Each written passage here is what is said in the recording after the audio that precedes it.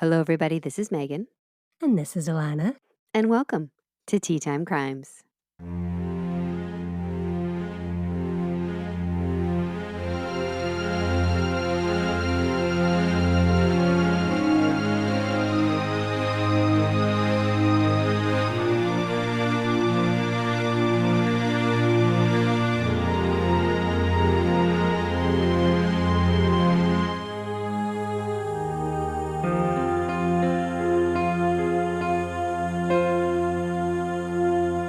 How are you doing today?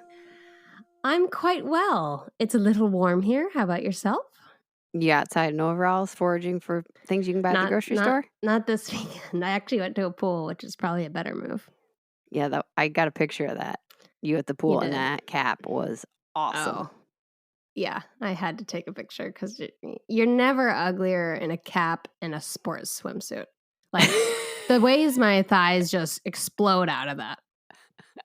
I only had from the neck up. I was just you did. about the way your face exploded out of that. Yeah. The cap was so beautiful. I loved it.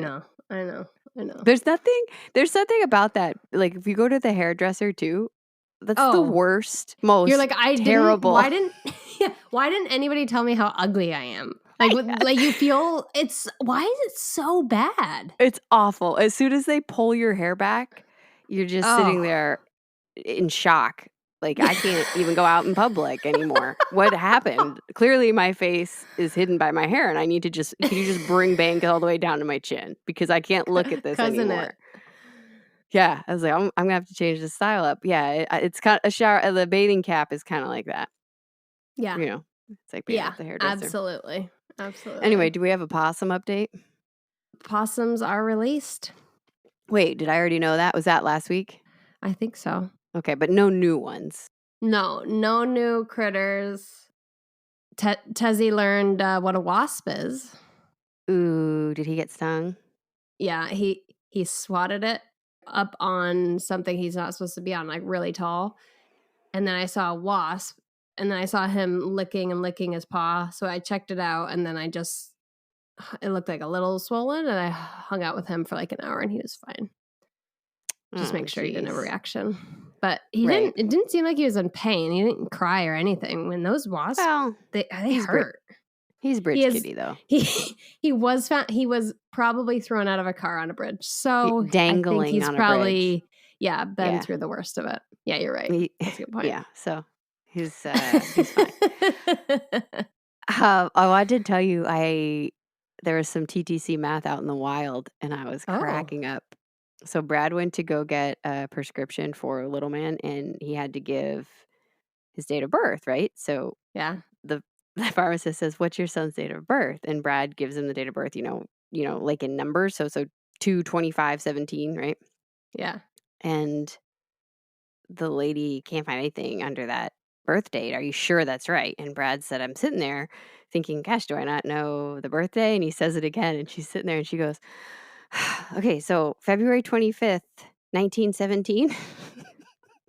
Stop. Like, nope. Stop 20. it. I do not have. Stop it. I do not have a son that's over 100 years old. It's Captain America. Wait, did he like the new Spider-Verse? He did, right? Yes, he liked it. I mean, Grandma wasn't ready to sit there for 72 hours. Oh, okay. It went so fast for me. Those are the best Spider-Man movies, period. I'll say it. It was a little long for my taste, but yes, he loved it. Okay, good. Yeah. All right. Well, let's hop into your tea review. Okay. Today, I have a good prop. I have the Child green tea, Baby Yoda. It's a nerdy tea, and it's a green tea. Let me read out the description for you. The ancients knew that moments of solitude, calm, and mindfulness were of the utmost importance. Bright green tea, ginseng, and honey flavor combined for calm energy and a clear mind. Primed to reveal the power that lies within. Yeah, tea's packing a punch. They're like building up to something. Yeah. All right. Oh, it's hot. Sorry. Did you know that boiling water's hot? Nana, is that you? Sounded like an English grandmother. It smells like Wisdom. It smells like everything they named on it. Tea of Republic, you're doing great. It smells like honey, green tea, and ginseng. How do you say it? Ginseng. Ginseng. Ginseng. No, ginseng. Ginseng. Stop it. Ginseng. This is turmeric all over again. Ginseng. Continue. Okay. All right, we're going in. Woo!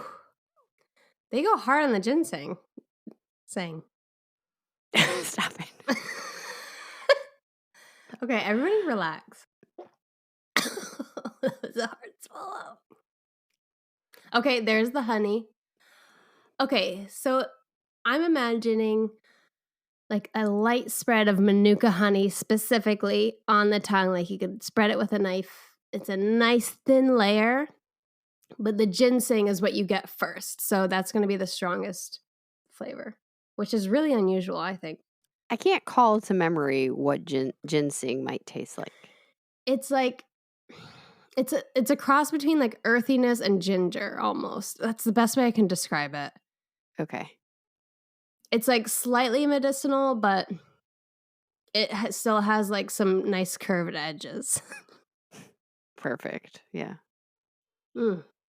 This is a serene thumbs up. Okay. I feel inner peace. Perfect. Delivered. Am I going to need it for this episode? I'm dripping sweat. Okay, sorry. Gross. I hate this weather. All right. You ready to get into the case then? Let's do it.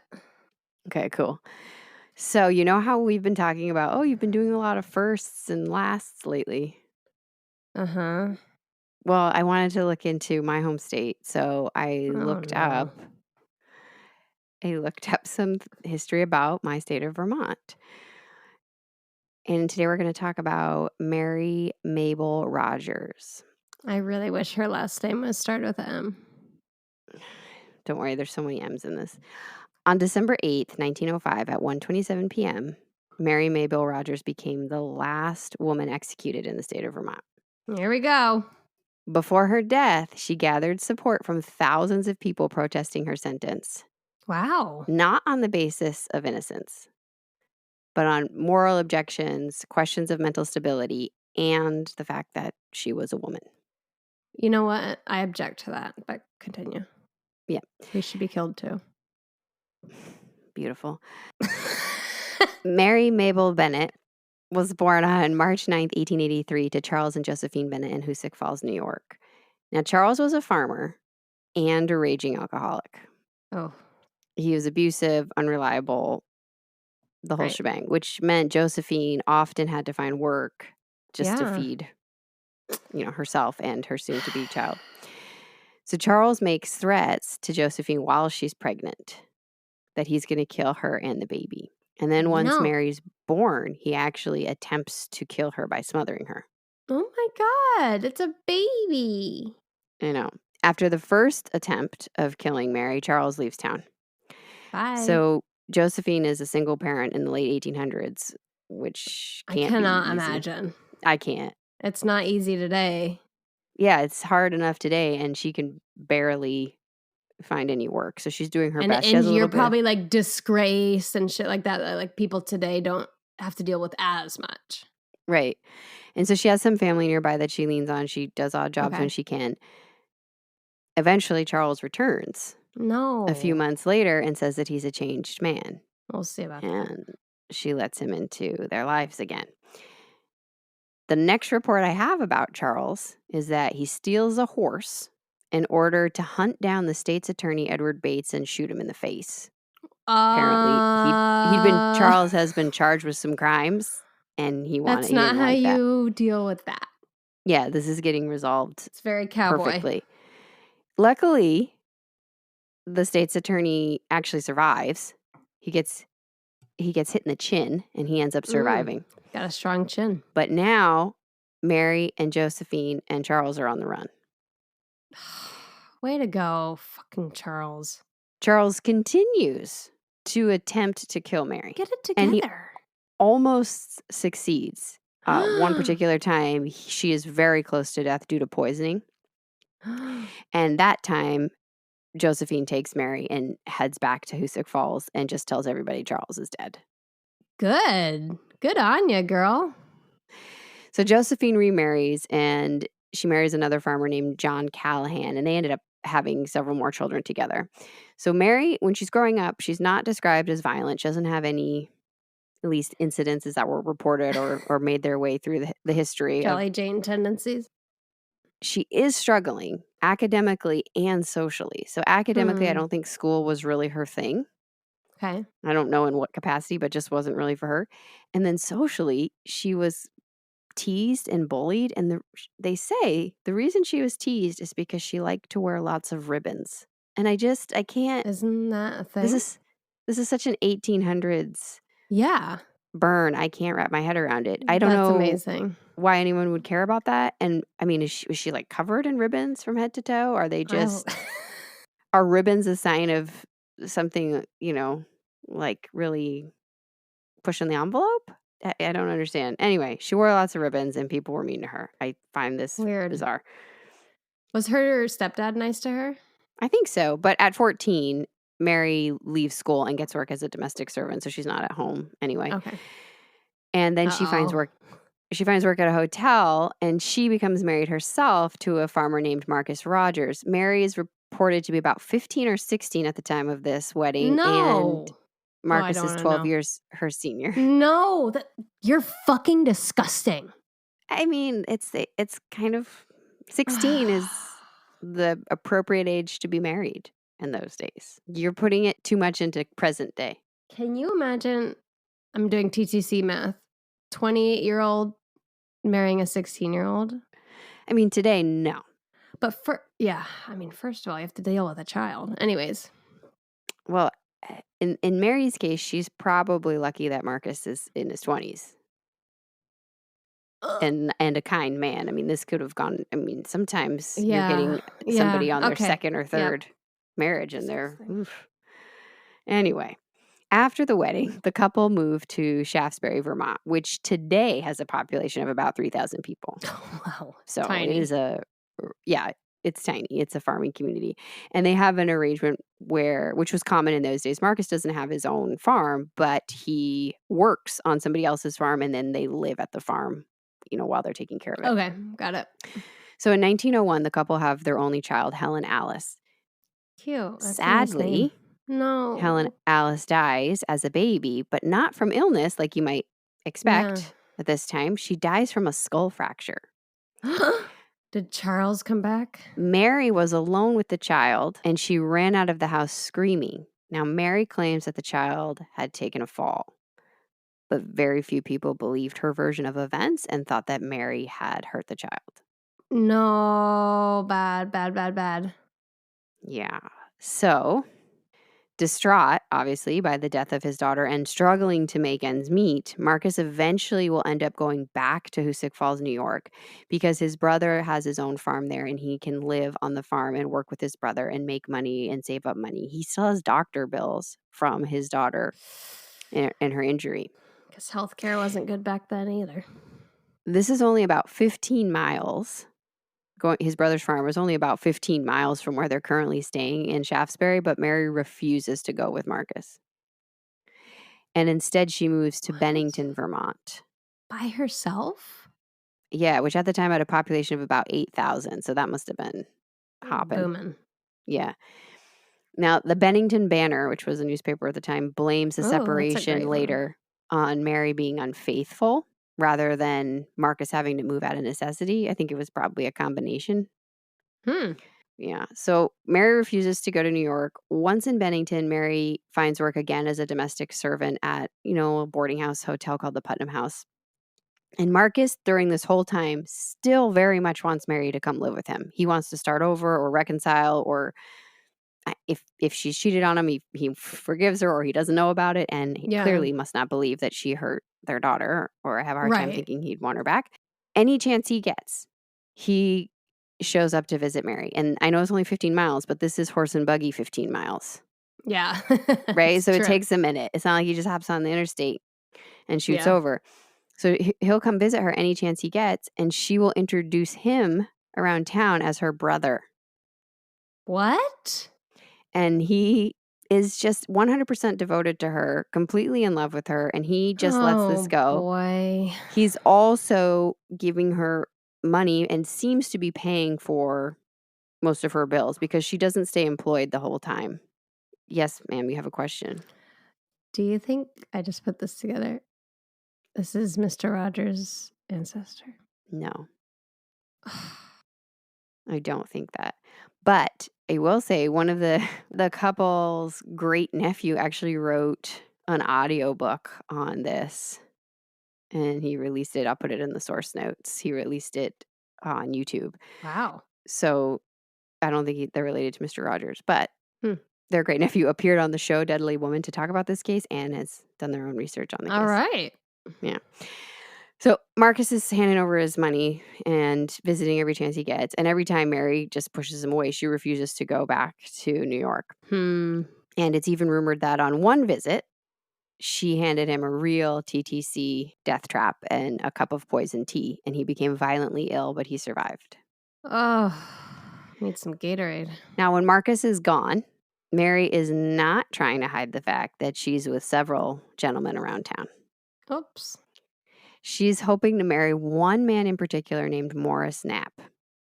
But she's also involved with two brothers. What? Leon and Levi Parham. At the same time? Do they know about it? Is it a threesome? Well, throuple. Mary is staying at the Parham's boarding house. So the brothers live there. And then Morris is staying there as a guest. So Mary seems to be possibly hiding the brothers from Morris, but not Morris from the brothers, if that makes sense. So if okay. So the brothers are good with the open relationship. I mean, it would have been, they're young. I mean, the youngest brother's only 17. How old is she at this point? But I mean, Mary's only 19, so. Okay. Oof. Anyway, this is all going on. Wow. In the 1900s, so birth control isn't great, and Mary becomes pregnant. And we don't know who. And she doesn't know who. And there's no DNA. No, and she needs to now fast track her marriage to Morris, the gentleman she wants to be with. She's still married. Exactly. And in there lies her problem. No, be nice to Mr. Rogers. You were all up in Mr. Rogers' business in the beginning because he was in his 20s. I know, but have you moved past it? Yeah. So Mary first approaches Levi, the older of the brothers, and kind of, in the way that murderers do, kind of jokingly was like, hey, what if we just killed my husband for fun? And he said, hey, no, let's not. Well, I'm ad-libbing. She put it off as a joke to try and gauge his interest, and he shut her down. Yep, we've talked about this as a psychological thing. Yep. Yeah, he shut her down. So then she goes to the younger brother, Leon. And Leon agrees, knowing full well that they're getting rid of her husband so she can marry another man. She won't even play with her. Him. What does that mean? But, like casual relationship. I don't know. Anyway, on August 12th, 1902, Mary invites Marcus to Bennington for a nice picnic by the river. Think of how excited Marcus is. He thinks, finally, my wife is paying attention to me. Maybe she really is still interested in me. Maybe we can start over. I hope he's found love. When they arrive at the riverbank, Leon happens to show up unexpectedly. I have to assume that was a buzzkill. But the three carry on with their little picnic. And some accounts state that Mary's friend Stella Bates was also there, but that could never be confirmed. So it could have been 3 or 4 people. Anyway, they're enjoying the summer night by the river. Mary asks Marcus to move from the stone wall that they were sitting on and to sit on the grass with her. And she has him positioned so that his head is resting in her lap, and she's like gently stroking his hair and kind of like fawning and doting all over him. Okay. And then she starts to talk about a new magic trick that she heard, that Houdini himself did. My God. She's going to slice his throat. That's not much of a magic trick. So she playfully dares Marcus to try and escape from his hands being tied behind his back.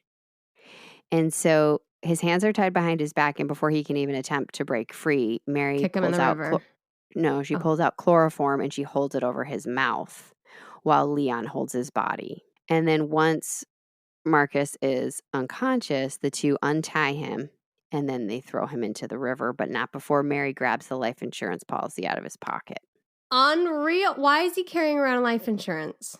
That seems fake. Well, I guess that's what you did in those days, right? You just carried it around? Probably all your important documents were on your traveled, person I when you're guess. traveling. Yeah, because you never know. otherwise, Bandits, what is that diarrhea thing? excuse me? Oregon Trail. I don't Starts see with the the C. connection. Yeah, You I don't know know, how because you just gotta be cholera careful. Yep. is No. going to dysentery. Yep, it starts with a D. Yeah, we're so close. Wow, you're gonna have to roll out TTC alphabet too. That would be So- hilarious. We could do maybe for one of all the killers. We need a Z. All right, I'll think about this. We got it. We got your kids covered. They're gonna learn their ABCs from some killers. Nobody who doesn't know their ABC should ever be listening to this program. Now back to poor Marcus. So Marcus's body is found the next day floating in the river. He's fully dressed except for his coat and hat, which were actually found first resting on a tree along the riverbank, and a suicide note had been pinned to the hat. That's just messed up. I don't like Now, when people do that. The Bennington Banner reported on this note, and it claimed that it read, "I'm tired of life. I'm going to kill myself. Do not blame my wife for this, as she had nothing to do with it, Marcus Rogers." When I read that, I thought this cannot be accurate. And it's not accurate, because then I found several different sources that were like, here's what it basically said, it wasn't Mary, don't look at her, bye. It was, it could not have been that terrible. Oh my God. So that was good. Several other sources report that the note actually read, "Blame no one, as I have put an end to my miserable life, as my wife knows. I have threatened it.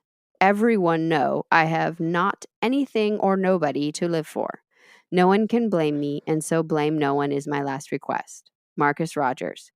May, I hope you will be happy." So it's not great, but that one makes more sense than the first one. Yeah.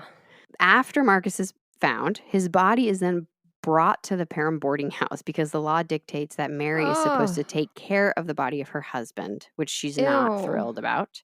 Yeah, and the autopsy bloated.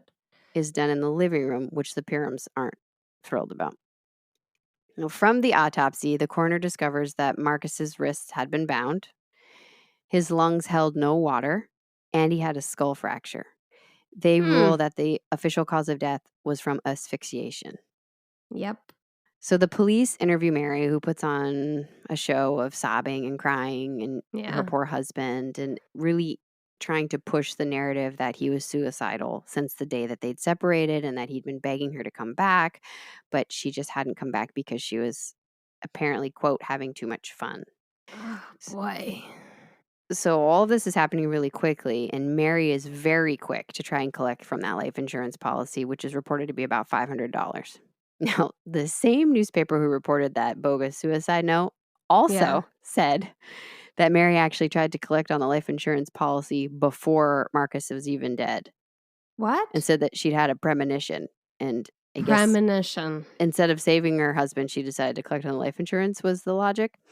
Who's writing this? I was losing it. This was an anniversary edition, and the only reason I'm talking about it, because clearly it's wrong, is it's amazing how facts of a case over time can change, and the folklore that comes up and the hearsay. This must have been one of the stories that was accepted, was she even tried to collect the life insurance before he was dead.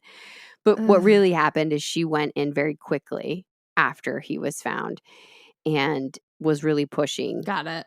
To have the life insurance policy, and the life insurance broker said, "Well, I can't until the body's released and everything's finished." So in addition to the life insurance broker calling the police and saying, "Hey, she's really being aggressive about this life insurance policy," there was also a witness who had passed this little picnic, and they reported that they saw Mary and Marcus, but they also saw Leon. Mm-hmm. So now the police go and want to talk to the Parham brothers. Now, they first talked to Levi, who says, "Yeah, Mary wanted me to kill Marcus. She joked about it, and I told her no." And then they talked to Leon. And Leon tells them everything. He says exactly the story I've relayed to you, that Mary had asked him to help her, that she had tried to tie the rope to tie Marcus's hands behind his back 2 times, but was unable to do it. So he had to finally step in and tie the rope. And then she put the chloroform over his mouth and he held the body. Mary held it there for several minutes. Now, Leon, in exchange for his testimony, is given a life sentence. And at the time, he's 17, and it's believed that he was a submissive one and that Mary was in charge of this. And so they're willing to make a deal with him. They take death penalty off of sentencing, and he's given life in prison, which means for Mary, the death penalty is very much in play. Yeah. So on December 21st, 1903, Mary would be found guilty and sentenced to death. Wow. Now, once her sentence is handed down, she's transferred to Windsor Prison, which is right by where I grew up. And for over a decade before this trial, Vermont had commuted every death sentence to life in prison. However, they voted not to do this for Mary Rogers. Wow.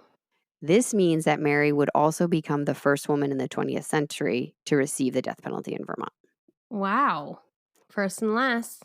First and last. Vermont had executed only one other woman in its entire history in 1883 by the name of Emmeline Meeker, and she had been accused of poisoning her young niece. She had claimed she was innocent, but there was no support for her, and she was hanged. Now, people were surprised when Mary wasn't spared.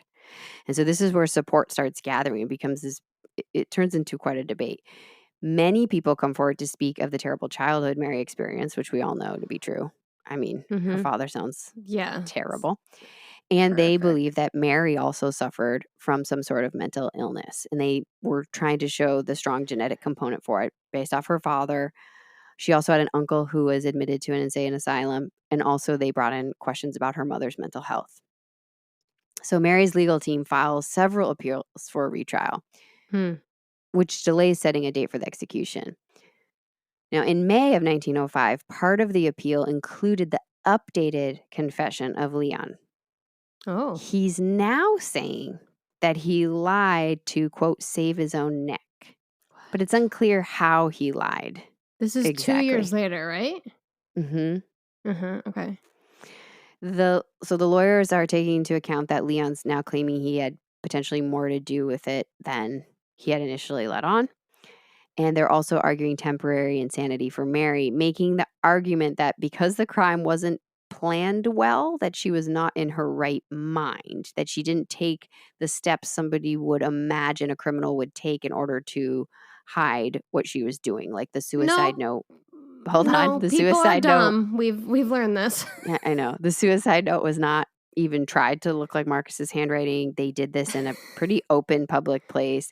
And the Burlington Free Press stated, clearly the prisoner lacked the power of reasoning and was unable to realize and understand the necessary efforts of her actions in respect to criminating herself and pointing suspicion towards others. No, not buying it. Plus the fact that Vermont does not seem to be cool with executing a woman. Right. They don't seem big on the death penalty in general, and they're really struggling. So Mary's case brings up a really interesting history of the death penalty, and I fell deep into a rabbit hole. So yeah, you were talking to me this week. You're like, I have to get out of this rabbit hole to start researching the next case. I didn't even mean to, but here's what happened. So I started looking into the death penalty a little bit. So America has had the death penalty forever. All the colonies had the death penalty. But we know that Mary's the last woman in Vermont, and that's in 1905. And so from 1905 until they got rid of the death penalty, no other women were put to the death sentence. But it would not be until Furman versus Georgia in 1972 that the death penalty would be ruled unconstitutional by the Supreme Court. So while that was going on, the 40 states that had the death penalty were on pause from 1967 to 1972. That's a long time. I know. And the main issue was that juries were the ones who were deciding on the death penalty, which was different. Most sentences are given by the judges. Yeah. And they were saying that it was violating cruel and unusual punishment. I can see that. So that. the justices of the Supreme Court decide that it is. They agree that it is cruel and unusual to allow the jury to impose the death penalty because there are no guidelines. Opinions are kind of all over the place. Some members of the Supreme Court feel that the death penalty itself is cruel and unusual punishment, a cruel way to punish somebody. Others believe that it's cruel and unusual because it doesn't have the guidelines in place, and another human being has to hand that down to another human being. Those are both strong arguments. And then there's also arguments about the death penalty being mostly used on minorities or the poor. Yeah. Which means then it becomes cruel and unusual punishment for a population. Right. So many of the states, after this ruling was handed down, simply rewrote their guidelines to fit into this new ruling. And the case had to be tried again. And in 1976, the Supreme Court ruled that the death penalty was constitutional if jurors were given guidelines. Now, Vermont was not one of the states who tried to rewrite anything. They just were like, nah, you know what? We are over this. We're good. And the state had always kind of seen this strong opposition to the death penalty, like we're going to see in Mary's case. And as early as 1838, the death penalty was almost abolished in Vermont. It lost by a few votes. And that's because of certain kinds of cases. There was a case in 1819. 2 men were sentenced to death. Just before they were about to be executed, the murdered man walks into town and is like, hey, what's going on, guys? And Vermont was like, oh, crap. I'm so sorry. It's not a good look. Right? So cases like that were happening that were just making them go, whoops. And then right after Mary's case, you'll see where Mary's case plays in as well. But after Mary's case, a man named Elroy Kent was also sentenced to death in July of 1912. And the rope broke on the first attempt and he fell to the ground. God. And so then they had to do it again. And so that bolstered this entire argument of it's disgusting. How the death penalty is not appropriate. That's cruel. I know. And I didn't even realize this, but Elroy Kent episode is one of the newest Morbid episodes. I was talking about how much I love them. I haven't listened to it yet. So because Vermont did not push after the court's ruling, that means the last person to be executed in Vermont would actually be in 1954, a man by the name of Donald DeMag. So Mary's the last woman in 1905, but then the last man is in 1954. DeMag was serving a life sentence for beating an elderly man to death during a robbery. I mean, that's pretty bad. Then he escapes with another inmate in 1952. This is the second time he's escaped, by the way. Okay. And they escaped to Springfield, Vermont, which is my hometown, which means it's in the 50s. My aunts are just kicking it in Springfield. They're like 6, 7, 8 years old. And 2 escapees are out of the Windsor prison. Wow. On the run. This is why I fell in this rabbit hole. Look at you, Springfield. I know. So these 2 inmates, it's really sad. These 2 inmates stole a laundry truck, got out, abandoned it, and then took to the woods. They were hungry. So they broke into a house on Gould's Mills, which is where the current day bike path that I walked every day. That's wild. As a teenager is. So we walked right by it. And then the new prison is at the end of it. It wasn't there at the time. So they broke into this house to steal the sandwiches, but the couple that lives there, the Weatherups, woke up to a sound. They beat both of them. No. Donald Weatherup survived. He was unconscious for a time, and Elizabeth Weatherup died the next day. No. Now, Springfield, when they heard this news, was pissed. Elizabeth was loved in the community. She was an advocate for the Humane Society, which is where I got my cats, by the way. She wrote for the Springfield Reporter, which is like this weekly little town magazine. And she volunteered at church, and Springfield was pissed. So, like, every man in town took to the woods with their guns and hunted down Donald DeMag and found him and started opening fire and held him at gunpoint until the police arrived. I'm surprised they didn't beat him to death. I know. And so he was Were put any to death. of your relatives there? Do No, your relatives remember this? My aunts remember it as kids. Wow, that's fascinating. Yeah, but I guess my grandpa didn't take to the woods. I guess he was busy working at the factory or watching his stories. The whole argument then becomes for the other side during this execution, because their whole argument was, hey, if he had gotten the death penalty the first time he was in prison, then Elizabeth would still be alive. Oh, I see. And people were pissed. So they went through with his death sentence. His death sentence was not commuted because he clearly broke out and did this within 24 hours. And he was held in the same prison as Mary Rogers while they were both awaiting their death sentence. Wow. So Mary's in Windsor County Prison, and the sheriff of Windsor County requests to revoke the death sentence because he's received a petition of over 30,000 signatures in support of Mary. Y'all don't. Wow. Okay. Now, the governor at the time, Charles Bell, refuses and says, quote, "I know of no law that is not so much for a woman as for a man."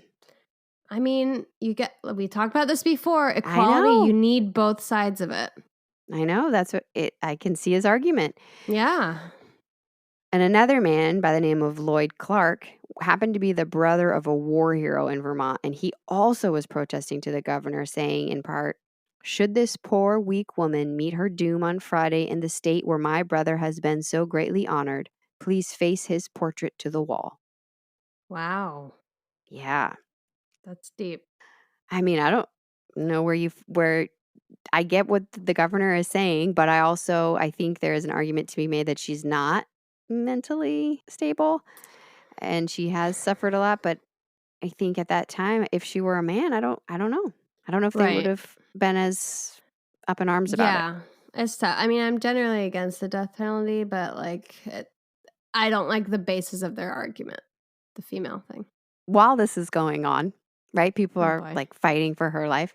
Mary was just kicking it at Windsor County Prison, having sex with as many people as she can.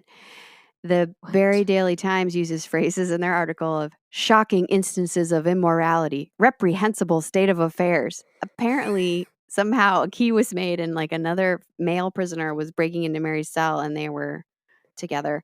And As a man, possibly as she a was woman. as a man and a woman. Yeah, I wondered that too. I was like, is she in an all-female prison? But then I realized she was probably with, there's probably not a lot of female prisoners. And then possibly a guard. She might have been I was waiting for that.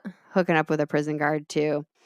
I mean, get She- your kicks while you I can. feel like that's what she said. She's like, you know what? I really enjoy one thing, and that's gentlemen. And so, but that fall, the Supreme Court denied all appeals, and in November of 1905, a date was officially set for her execution. So on December 8th, 1905, It's quick. Mary Mabel Rogers was executed by way of hanging, Oh, that's not a good way to go. which would officially make her the last woman to be executed in the state. Now, sadly, Mary's execution was reported to also have been botched. Shit. No, I don't like that. Well, That's torture. several papers reported that the rope was stretched too long and Mary suffered for nearly 15 minutes. I don't want to hear that again. I'm erasing that from my memory. Well, hold on. Which again only fuels the fire of, see, she should not have been put to death, which is totally the opposite argument of what was going on with DeMag. Yeah, I get it. Now, that's fucked, man. Well, there were a few reporters there. This wasn't a big public event. There were a few reporters there, and those reporters said that the story had been wildly exaggerated to sell newspapers, and that although it took 14 minutes to pronounce Mary dead, she had actually been unconscious right from the start. Oh, I hope so. So I'm not sure which one's accurate. When you're unconscious, do you still feel pain? I mean, you hope that you hope that she doesn't, right? That's cruel. So that became a really big argument for this. See, we told you that you shouldn't be doing this, and look what happened. And then Elroy Kent was just a few years later. Yeah. Right? Wow. The same thing. Vermont rarely used the death penalty. There are so few cases of it. When they compared it to other states, it was unbelievable. It was like a handful of people to New York's, over 600. Well, I would want it to be ratioed though, because New York has such a bigger population. True. Vermont is just like a little spotty state. Yeah. With the beautiful forests and mountains. So later, after Mary Rogers passed away, a wealthy woman would arrange for a large stone monument to be created at Mary's headstone in the church cemetery that she was buried in. But the church intervened and said that they weren't interested in that. Yeah. Why would you be wanting to memorialize her? And they said at the time that her family that was still alive at the time was not interested in memories of the unfortunate woman. Wow. That's cold. Yeah. Well, I mean, think about it. If you're still alive, I mean, it might be a place that maybe somebody like her mother would want to visit in private, but I assume you don't want a huge stone monument. No. Goodness. That is the story of Mary Mabel Rogers. What do you think? I mean, clearly she did it. Even she didn't even try to back out of this. I mean, she's I don't know about the mental illness stuff. It's hard to say, right? Yeah. And I also think it's a spectrum sometimes. I think that's maybe a slippery slope. It's hard for me to tell what it was, because there's not enough information on her. Was Right. she a sociopath? Or was she not able to comprehend what was happening? I don't know. I feel like she knew what she was doing. I just don't think their arguments were good. Besides, like, she obviously had a terrible childhood, and so that could have left a lot of trauma, and that was probably never addressed, which can morph into something real nasty. But to say the reason, like, oh, it was a dumb way to execute a crime, I would say 75 to 80% of our cases are freaking dum-dums. We're always like, really? You did that? People who don't execute crimes well, it doesn't mean they have mental illness. It means they might not be the brightest bulb in the what? In the closet? Where do you keep bulbs? In the linen closet? Wow, this really got away from you. But you know what I mean? Like the dumbbell murder. There's so many badly executed stuff that doesn't always equals mental illness. It's just silly. And I mean, the people committing this crime they're teenagers. It's a 17-year-old and a 19-year-old. Yeah. And what do they have to draw from? It's not like they're watching CSI and writing down notes. Whether or not she killed her daughter, a lot could be gleaned from that. I forgot about that. Yeah. Also, the fact that she tried to kill him more than once, to me, says that we've got some problems here. You know, poor Marcus. And she clearly knew how to manipulate gentlemen to do her bidding for her. How do you think she had a key made to her cell when she was in the prison? Use these talents for good, ladies. I know. Come on, ladies. But I think that nobody was saying that she should have been running free, but they were saying, hey, we should just keep her in prison for the rest of her life. Yeah.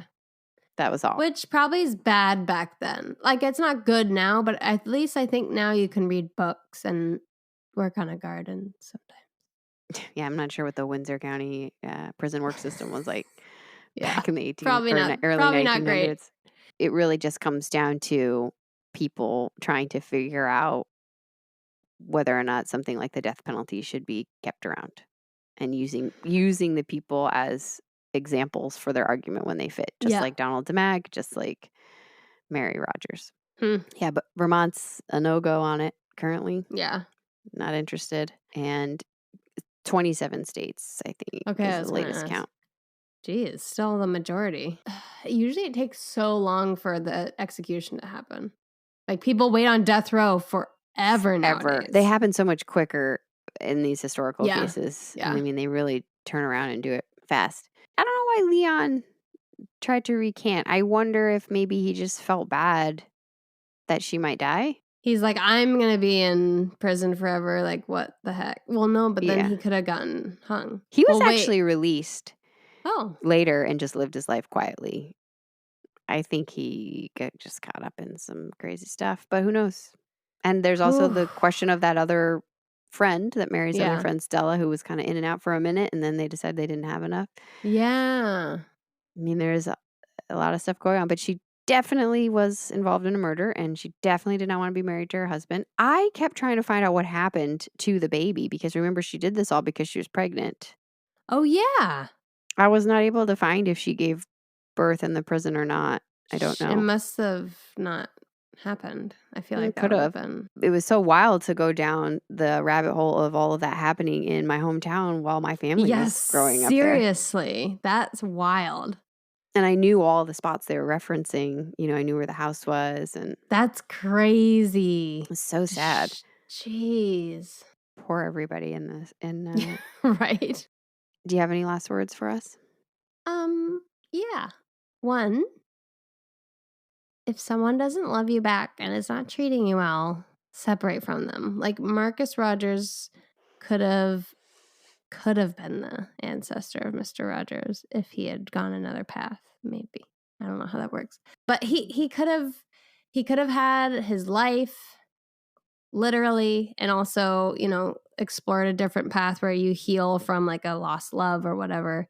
But value yourself enough. If someone is moving away and is with 3 other men, maybe end it, because you're worth it. And second, as we've talked about, Equality means both things. Women have to be part of the draft. Women have to get the same sentences as men. Sign us up. Stop trying to get me in the draft. But, yeah.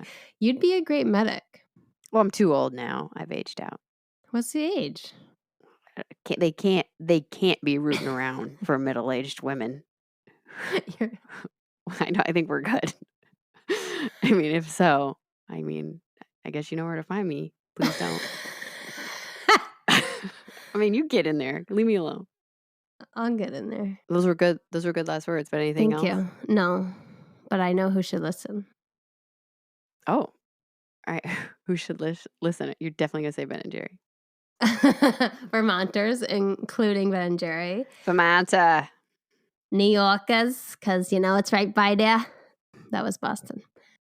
I don't know what that was. Boston people can, but not Ben Affleck. I don't want you listening here. Why? I'm just kidding. You can if you want.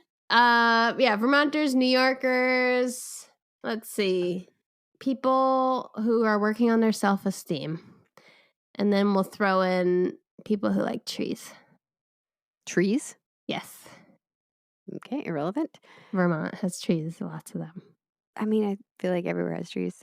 No. Arizona. Okay. They have to have trees or they wouldn't breathe. People who are getting into magic tricks. Yeah. Do you think he wondered at any point and he was thinking, you know what, this is a little tight for me? I just feel so, it breaks my heart because he's like doing everything he can for her. I know. Everything. That really is hurtful to my heart. And she held that rag over his face for a long time. Yeah. Like, so is that when he died? Yeah. Because he was unable to breathe and he was knocked out by the chloroform and he had his hands tied behind his back and Leon holding his leg. What do you think chloroform smells like? I always think it smells like green because I think of chlorophyll, which is not the same thing. Does green have a smell? To me, it does. Like the color? It smells like the color green? Yeah. I could smell like, I feel like I know what it smells like. I guess I thought it was odorless. Oh. That would make more sense. But That's hard to make something odorless. Great job, guys. Yeah, that is a achievement in science back then. Oh, it's a sweet chemical smell. Like vinegar? No. Like malt vinegar. Like I'm trying to marry chemical and sweet. Freon. I don't know what that is. Air conditioner chemicals? Clueless. Okay. Well, anyways. We really took a turn. Go smell chloroform and let us know how it smells. No, don't. Just kidding. Don't. We've taken so many wrong turns. We're in New Hampshire now. Get out of there. Hey, but there's no property tax. Great. Weirdos. I'm going to edit everything out we've said in the last 10 minutes. Rude. All right. Well, you can find us on all the platforms at Tea Time Crimes. You can email us at teatimecrimes@gmail.com. You could tell us a tea or a crime or just how your day was. Sure. Please rate, review, like, subscribe. Yeah. Tell us about a tea or a crime. Push the buttons. Words. Ratings. You know what? Get it together, please. You're just shouting out random thoughts and facts. Not even facts, just random words. Purple. Smells like blue. Push button. All right, we're out. Bye. What do you put in that tea, girl? That's the ginseng. Yeah, the ginseng. All right. The Goodbye. ginseng. Thank you so much for listening. I don't blame you if you don't come back. Goodbye.